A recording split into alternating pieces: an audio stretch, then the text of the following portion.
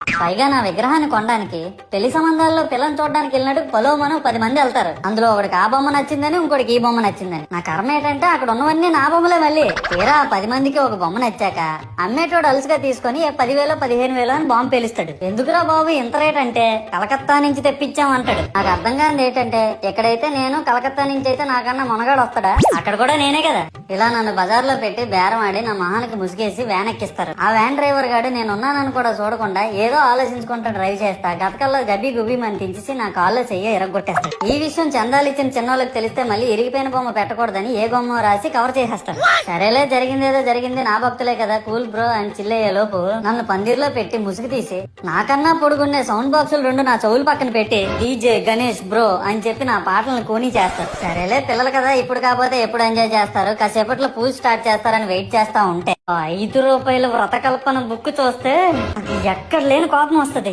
ఏరా నాకు అర్థం కాదు, ఎన్ని సంవత్సరాల నుంచి నా పూజలు చేస్తున్నారు, ఒక్కడికి నా కథ గుర్తుండదేట్రా యాదవ్ వల్లారా. ఓ నా బుక్ లో చూసిన దాన్నైనా తిన్నంగా చదువుతారా అంటే అది ఉండదు. ఏదో బాగా అటర్ ఫ్లాప్ అయిపోయిన తెలుగు సినిమాకి రివ్యూ చెప్పినట్టు చదువుతారు ఒక్కొక్కడును.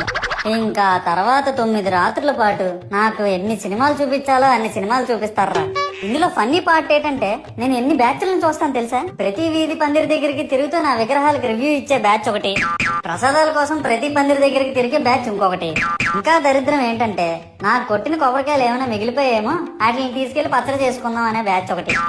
ఇవన్నీ చూస్తూ 9 రాత్రులు గడిపాక సరేలే సాయంత్రం అనిపిస్తారులే అని కాలు మీద కాలు వేసుకొని కూర్చుంటే అప్పుడు మొదలవుతాదిరా నా నిమజ్జనం వ్యాన్ ముందు 90 వేసి నాగిని డాన్స్ చేస్తారు.